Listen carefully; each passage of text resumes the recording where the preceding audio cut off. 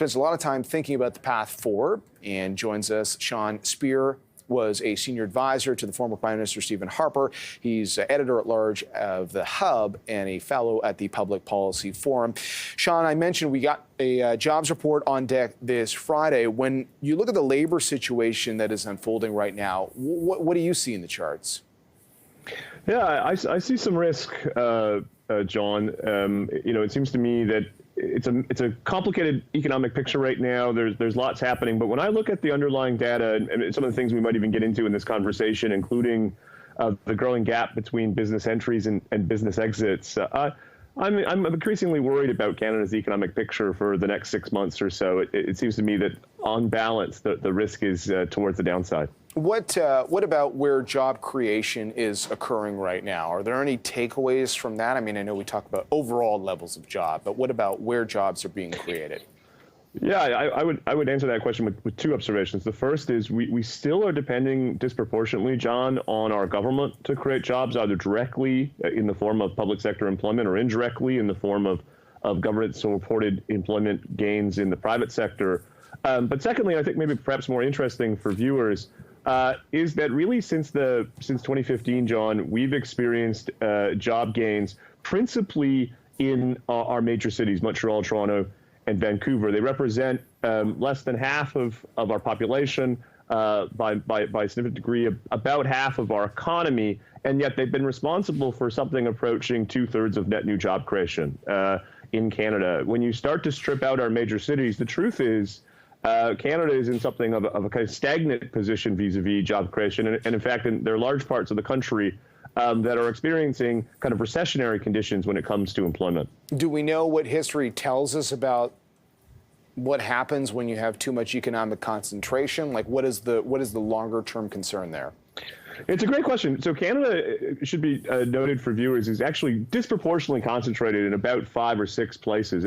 When you compare Canada, say, to the United States, Montreal, Toronto, Vancouver, if you want to add Calgary, Edmonton, perhaps the National Capital Region where I'm speaking to you from today, Canada is much more heavily concentrated in those places. And I think the downside risks of that are probably threefold. The first is it manifests itself in the housing crisis that we're seeing in our major cities. There's just a lot of demand and supply can't keep up.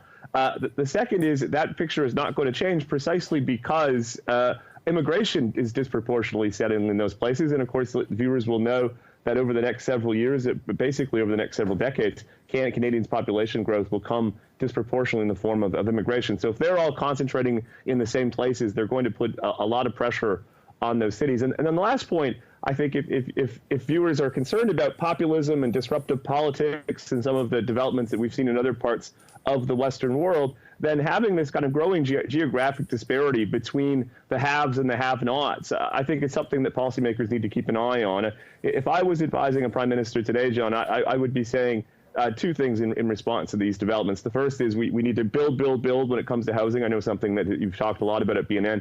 But the second thing is I do think we need to concern ourselves with investment and job creation in rural and economically distressed cities. I think if we leave those issues unaddressed, the risk is that they become potential locuses for the type of populism and disruptive politics that we've seen elsewhere. Now, since you've gotten into housing and policy around that, we saw the federal government extend its ban on foreign nationals buying homes in Canada for another couple of years. I know what you said. It sounds like you think we just got to build a lot more supply. And, this would be one of the considerations in the short term while we're waiting to see if we get more supply. But what do you think about some of the policies that are in place to address things like housing affordability?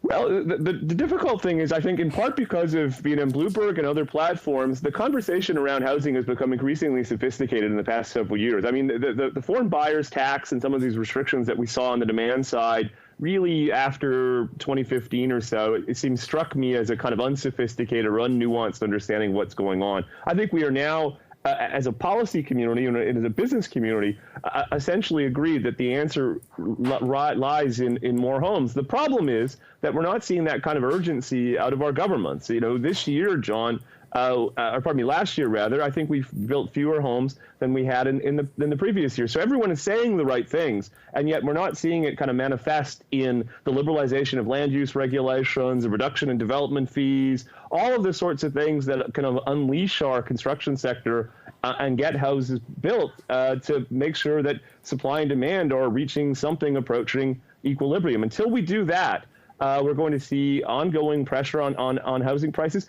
And I think, as importantly, we're going to see growing skepticism about immigration, which is, I think, a real kind of political economy threat to Canada. We've managed to achieve, John, something that very few jurisdictions around the world have, which is relatively high levels of support for relatively high levels of immigration. If we can't assure Canadians that we can build enough homes to meet demand and keep prices at a kind of reasonable level, I worry that consensus is going to unwind. Some of this factors into when economists are trying to figure out the road ahead for the economy itself. You focus a lot of your energy on the fiscal outlook from here. What do you see on the horizon? Yeah, a couple points that may surprise viewers. The first of all, John, is that there's a debate in Ottawa where I am today about whether Ottawa's biggest problem is on the revenue side or on the spending side. One of the most underreported developments when it comes to fiscal policy is we've actually seen pretty significant growth in federal revenues as a share of GDP. So at the end of the Harper era, revenues as a share of GDP was about 13.5% or 14%. In the next couple of years, it's projected to be as high as 16.5%, which would essentially take it back to early 2000 levels. There's a couple of things at play there, John. The first is energy prices have driven up corporate profitability. And in turn, that's led to an increase in corporate tax receipts. The other is the carbon tax. The carbon tax is bringing in pretty significant revenue into the federal government. And of course, it's going to only bring in more as the price per ton increases. So, it seems to me that ought to put the focus for federal policymakers on the spending side of the equation, because at this point, the argument that we don't have enough revenue just doesn't hold up when you look at the numbers, especially relative to the Harper years when we were, by and large, running balanced budgets.